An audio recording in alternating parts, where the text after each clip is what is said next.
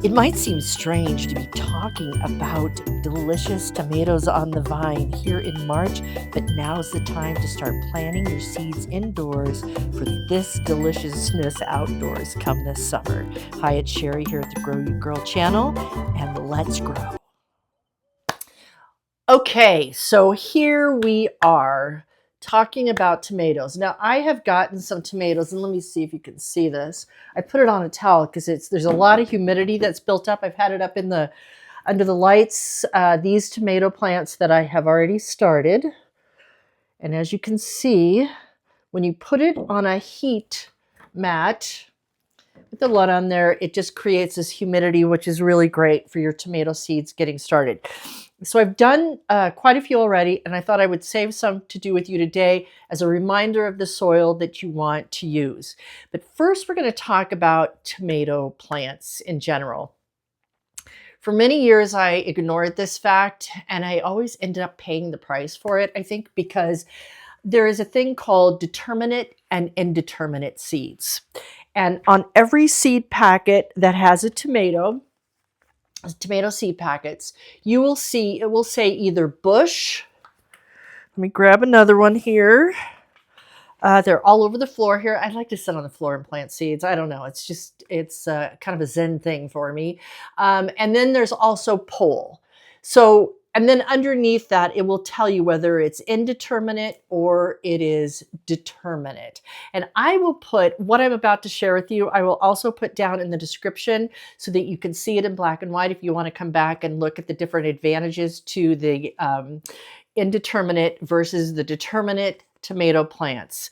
But really, basically, that's the thing you have to remember is that the indeterminate are more vines, where the determinate are more bushes, just like the it says pole and bush. So keep that in mind. So there is a set height. So the first, let's talk about indeterminate. Get myself confused here. Determinate, which is a bush tomato, and it grows to a certain height, right? Usually about 3 to 4 feet. And they can usually stay contained within a some kind of a, you've seen the tomato, why can't I think of the word of it right now? Tomato cages that hold them in. Very hard to have. That is for the determinate. For the indeterminate, the more viney ones, it's really hard to keep them contained. So we're going to be, as the weeks go by and we start getting the beds prepped, again, a reminder to subscribe because we'll be sharing all that with you. Once we get them out, once we grow them in here, get them outside, we're going to create this year. Last year, I had them all mixed up in the same bed, which is why I finally said, okay, Sherry, this is the year. As my tomato life has expanded over the years, I have also added, so I used to do a few tomatoes here and there in my garden. Now it takes up an entire bed, plus this year I'll have 5 whiskey barrels that I like to use also. And the whiskey barrels will be for the determinate, the more bush tomatoes, because they don't need the height. And then I'll put all the pole ones in the indeterminate ones, the vines. We're going to build a whole new structure for them this year. Ed and I are looking forward to that. So the determinate has that. They produce all their fruit basically in about 2 to 3 weeks. So I've seen it be longer. So that's why I've always questioned this determinate, indeterminate, is it real? But because they do it in a shorter time frame, they say that they're great for canning, etc. They don't, again, need as big of a cage or stake. I still think that they all do, especially if you've got a lot of tomatoes on it. And last year we got about 300 tomatoes. I mean, I just absolutely adore tomatoes, from everything from making tomato sauce out of it to just eating them. There's like nothing like a homegrown tomato. What I also want to say in this too is what I have found over the years when I've tried to do 1 or 2 or maybe even 3 tomato plants, they never yielded that much. But now that I do, like in one bed, I'll do 10 of them. they just, or in my whiskey barrel, I'll put 2 or 3 plants in the whiskey barrel together. They just pollinate each other so much better. So that is really it. If you have a smaller garden, you probably want to do the determinate, the more bush one, because you could put it in smaller pots or a smaller area. So that's really more important. And then on the indeterminate, again, I've had them grow as high as last year. I'm trying to think. There were some that were like over 6 feet tall. It was the craziest thing. We had the tomato plants, and then we had the sunflowers that were growing up over that just had naturally grown within them. Sunflower seeds pretty much all over our garden at this point in time, but they came up, and then the tomato plants started going up the sunflower. It was crazy. Anyway, so we're going to try to hold that by vining them out better this year. And really with indeterminates is that you can, they tend to have a longer season. They usually start around July. I have found here I'm in zone 6A. So they usually start around July, starting to be able to harvest them. And then we get them to, depending on, Colorado is a pretty crazy place. So we've had like shut down on Labor Day, where we've had snow on Labor Day. But if it's a good season, we'll have it all the way through to the end of October. And also, which I've done over many years, is that maybe I'll put a picture up here so you could see that, is that when we know a frost is coming and we need to, it's harvest time, we have been able to take them off, put them in our kitchen windowsill. And last year we had tomatoes all the way into November. It was fantastic. Just so delicious and so wonderful.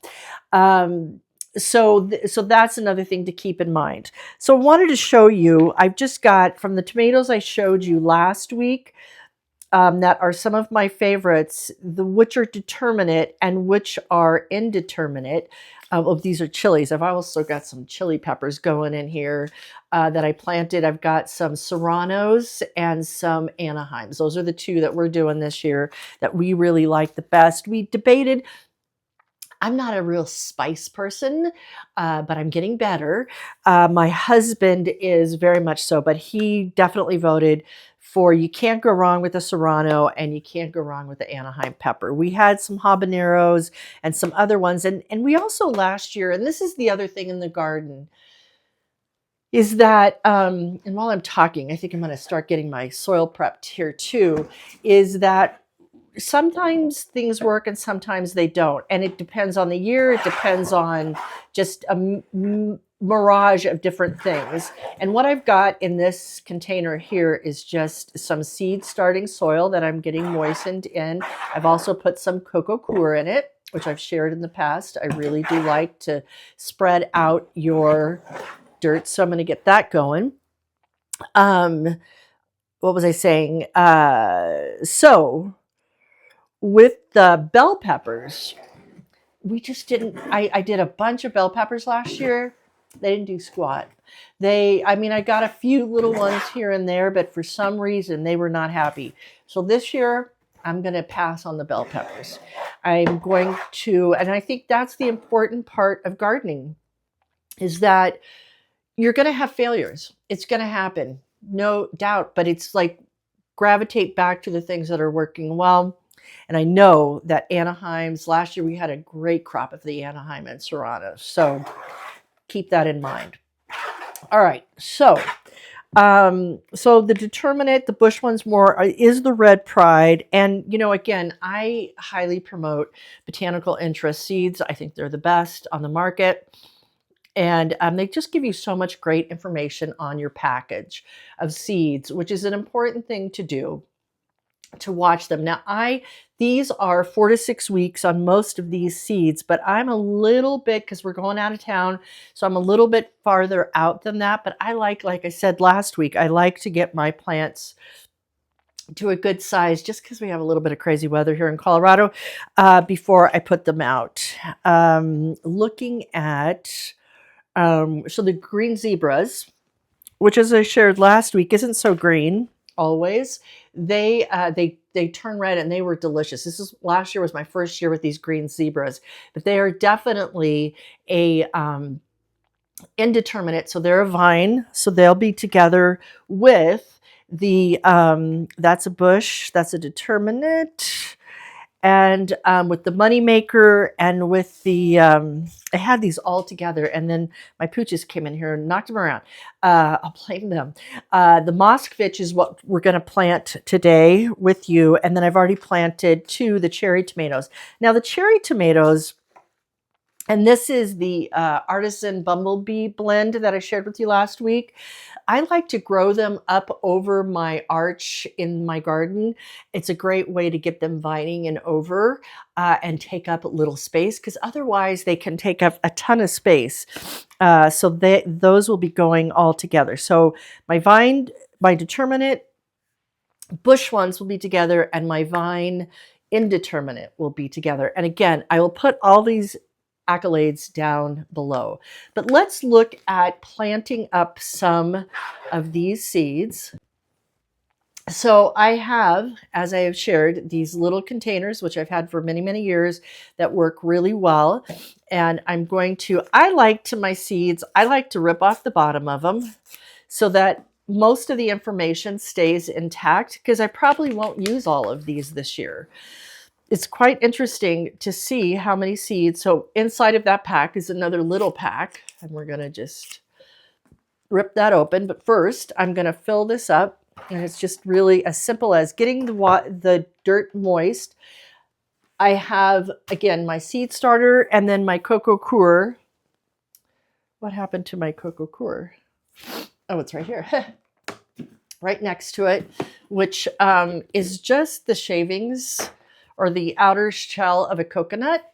And it just helps your dirt to go farther. Now, I've already mixed that in with this blend that I have here, and I'm just going to fill up my container. There is something, and I have a lot of seeds to plant today that I won't be, because I have a bunch of flowers that I'm going to get planted in the seeds going today too, which are all sitting all around me. All these seed packets are sitting around me to remind me of what is getting planted today.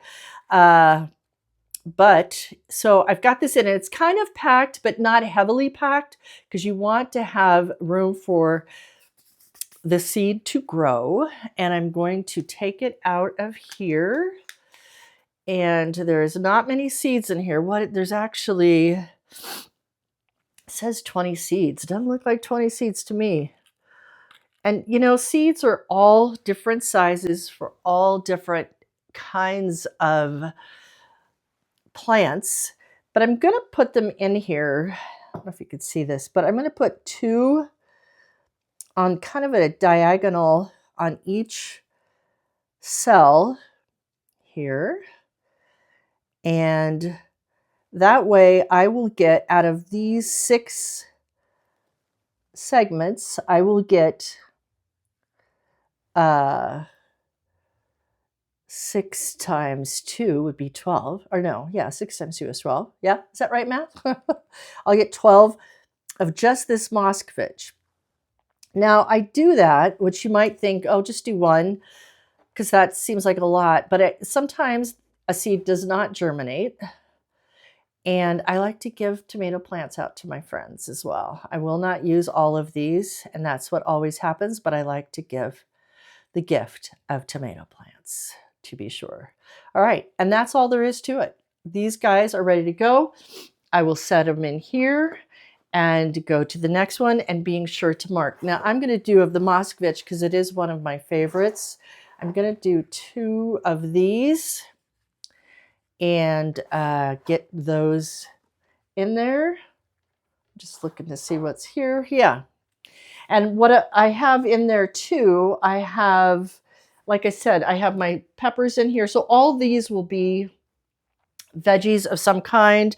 I did some Romanesco, which I have never done before. I always want to challenge myself to at least one new kind of plant each season, at least one, but usually it's more than that. Now look at these at the Romanesco. If you're talking about seeds, look at how little these Romanesco seeds are.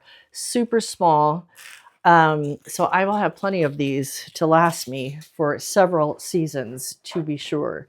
One of the things coming up here that Botanical Interest is doing that I think is really amazing is they're coming up with canisters with seeds instead of the packets.